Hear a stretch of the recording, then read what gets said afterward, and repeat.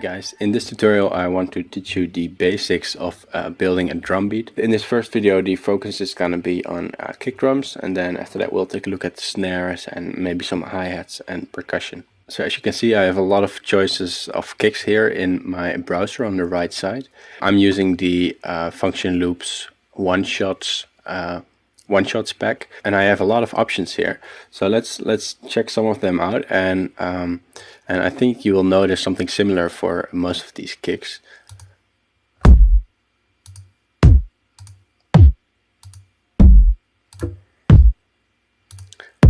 So I don't know if you can hear that, but all of these kicks have some sort of pitch in them. They're pitching down a little bit, which is a trick that gets used for a lot of electronic kick drums. It's basically an oscillator with a very fast pitch envelope, and it sounds really cool. It sounds really powerful. You get a sharp attack, and then after that you get that boomy low end, just what you would expect from a kick. So let's drag one of these in and take a look at that through an analyzer. So you can load up any analyzer. I'll use the Pro Q EQ, and we'll play that. And with this one, it's very subtle, but you almost always see it in the low end where there's a peak that's going towards the left, so from high to low. And I'll take one that has a bit more of it.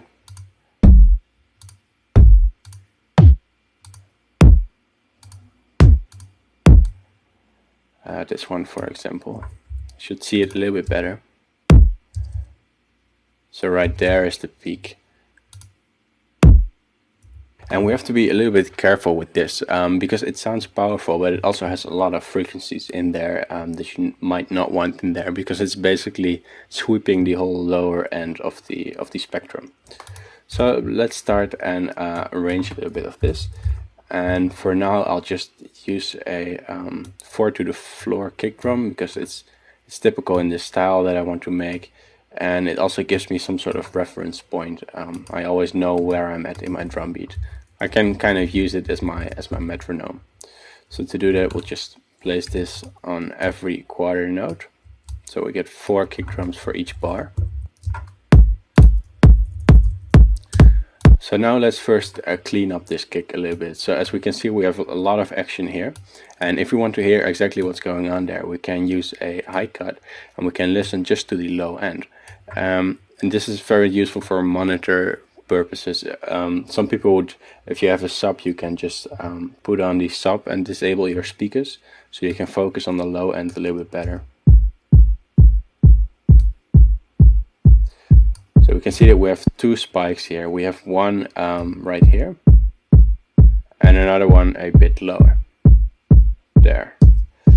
So the low one, I want that. I think that's really cool. But for the higher one, I want to take that out, because that is where I want my bass to live later on. So at this point I should already start thinking about what I want to do with the other instrumentation, and I definitely know that I want some sort of bass synth in there. So I'm going to clean up this area a little bit to make space for that.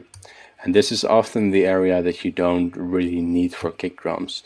You want to focus on the highs and on the very lows, but here in the middle we can often lose a little bit of the sound.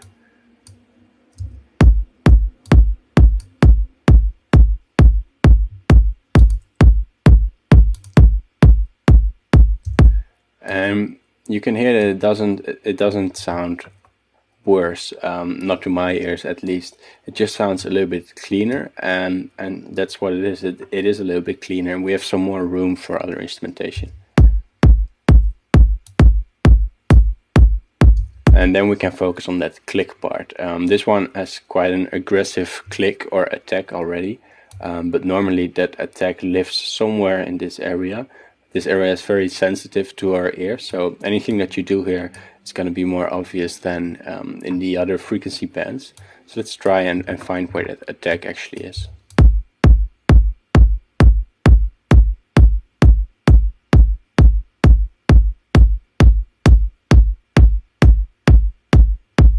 So I can hear a lot of it right here. And if you cannot hear anything with the EQ, or you hear just small changes, just try boosting it a crazy amount, like 7 dB or something, and then you can very clearly hear what's going on, and then after that you can just drop the gain down, and you know you're at the right place. And I do the same for compression, where I overdo the effect so I can hear what's going on, and then I reduce the effect later.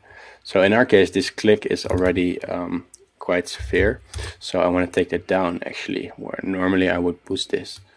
And I can mess with my Q control, the bandwidth, to work on exactly the area that I want. And I'm even gonna take out some more highs to make this a little bit of a warmer kind of sound. It's gonna sound a little bit further away because we reduced those highs.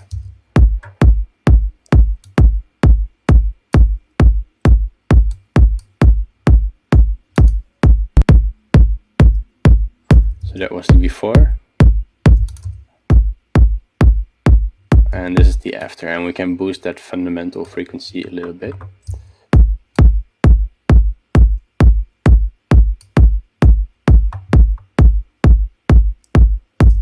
And if we watch that peak closely, we can see that it's around 60 hertz, I would say. And with all sounds in the world, it's gonna have some sort of pitch to it, and these kicks as well, especially the fundamental. If it's 60 hertz, it's gonna be close to a B tone or B flat maybe, and that's gonna conflict if you write your song in C, because the C root is around 65 hertz. And these small differences, which are kick being in B and the rest of the song in C, it's not gonna sound very good. It's also gonna give you more of a messy mix. So we have to be a bit careful with that. And sometimes it's difficult to find out what that pitch actually is. And for pitch in a kick drum, I'm more talking about the frequency of the strongest tone in there. And the strongest tone is often the low end. So what I have is I have something set up in my notes here in Logic. This is in my template, and I can see for every note what frequency it has. So if we go to around 60 hertz, where our peak was, we can see that a B1 would be 61 and a C2 would be 65. So a B would actually be okay in our case. And now let's see if the Logic picture, it's under metering tuner, if it can recognize anything of that.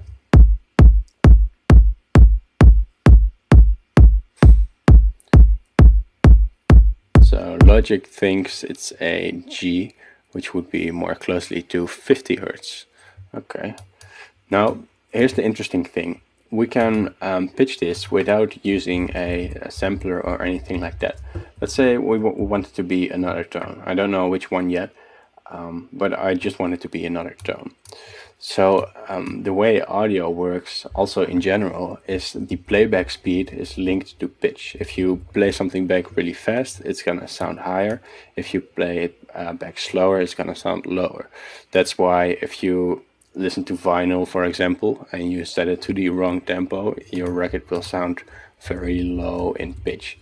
So in Logic, we can use the stretch tool to stretch this audio. And you can find the stretch tool right here. And then we can set it to speed. You can do the same thing in Ableton with the warp mode, I think it's called. So now we can drag this out, and I'll mute all the other ones for a second. And you can already hear that it sounds a little bit lower or higher.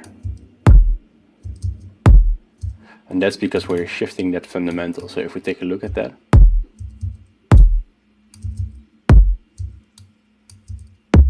you can see right now it's there. If I drag it lower, it's going to be lower again. This is an important concept that you should use to your advantage when building kicks. It means you can correct your kicks a little bit if they're sounding off. So I'm gonna choose which one I like better. There's this. Yeah, I think I'm gonna go for the cleaner one, so a little bit higher one. But I just wanted to show you that that little trick. Now for the compression part, there's actually a few things we can do to improve this. I'll choose a, I'll go with another FabFilter compressor. I just really like that stuff, and it's very visual, which I also like. So this kick, as you can hear, it has kind of a cool, strong attack, and after that it gets a little bit messy or sloppy, which is a cool sound, but it's not necessarily what we want. If we look at the waveform, we can see that sort of messiness. So here we have our click, and then there's probably the low thump, and then there's some other stuff happening there. So the first and cleanest thing you can do is just decrease the length of all these kicks. And then this is going to give you a click at the end because you're aggressively cutting in the audio. So we can give everything a little bit of a fade out, and then mess with the curve on that to shape the kick exactly how we want it.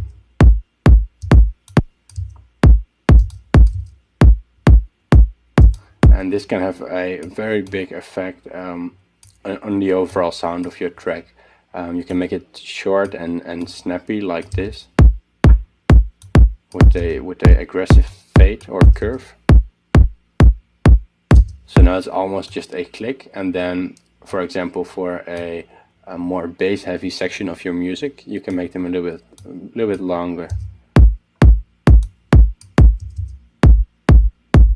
And now you get more of that bass thump at the end.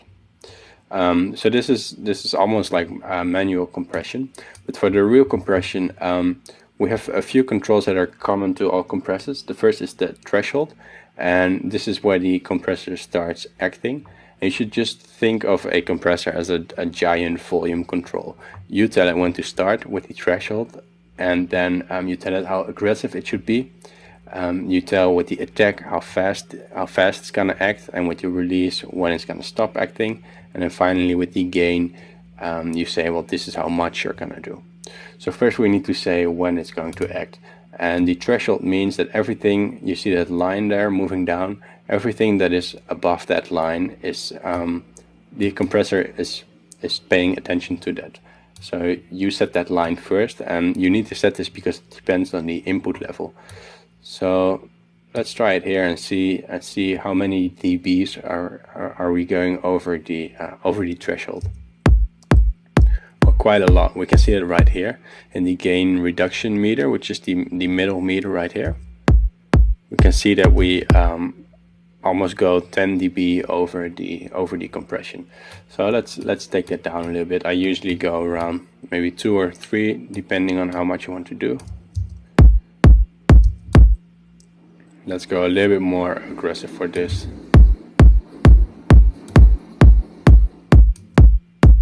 Something like that. So there you can also see that it's reducing those peaks. You can see the peak itself, and then you can see the red line, which is the gain. You can see that it's pulling that down, or the gain reduction, I should say.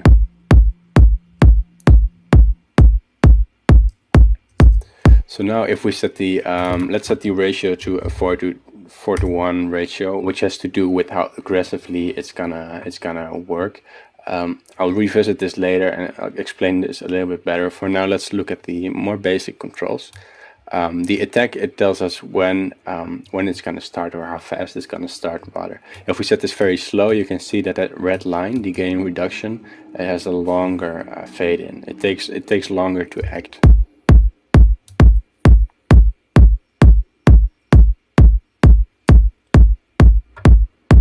And as you can see, the effect of that is also that now the gain reduction is less, because it has less time to react on those peaks, and therefore it's going to reduce it less. So let's set this a bit faster. Usually for a kick drum, I'll go to around here. And here's a common mistake that people make. They'll say, I want a very aggressive kick drum sound, so I'm going for a fast attack on my compressor, and that does sound good if you say it like that. But actually, that's gonna mean that you're making your kick less aggressive, because you're just pushing down the transient, and the kick has no room to breathe, and it sort of dies in there. We can hear what the effect sounds like if I go for a crazy threshold and the attack all the way down. That's what's left of your kick. There's almost no low end. And if I set the release very long, it's gonna make it even more extreme. So So let's not go that route. Let's give the attack some time there, so that the compressor doesn't listen to the attack too much. Something like that, and then we set the release.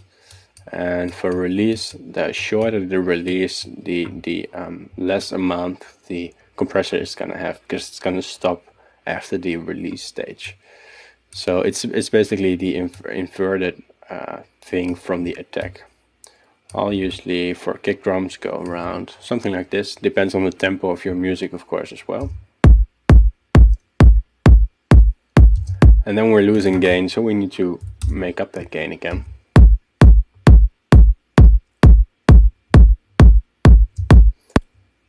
And you can hear that our kick is a bit more aggressive than before. We have to be careful here though, because we're also adding volume in a lot of cases, and volume can be very deceiving. It can let you to believe that you have actually made something way more powerful, while in fact you've just made it louder. So to make sure I'm not fooling myself, I can click my output meter here, or my gain, and then I play the dry kick, and then I see it's at -6.1, and then with the compressor it's at -4.4. So now I can decrease the gain again and make sure it's at the same point as where it was before, so at -6.1.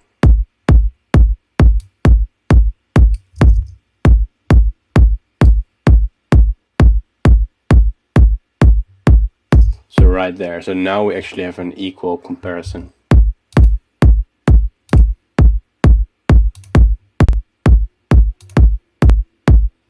And you can hear it still sounds a little bit more powerful.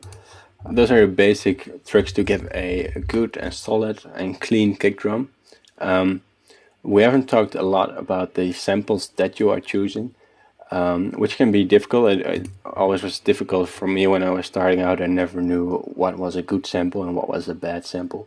But with these tricks you can get pretty much, well, not all of them, but you can get a lot of kicks and make them sound good.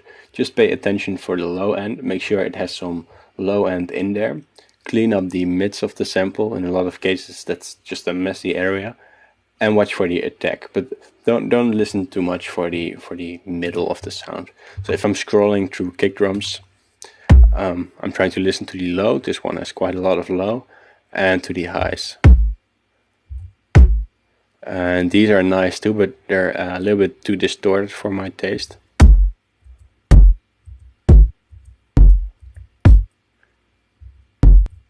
This one is nice, but it has some hi-hat kind of sound on the right side of the speaker.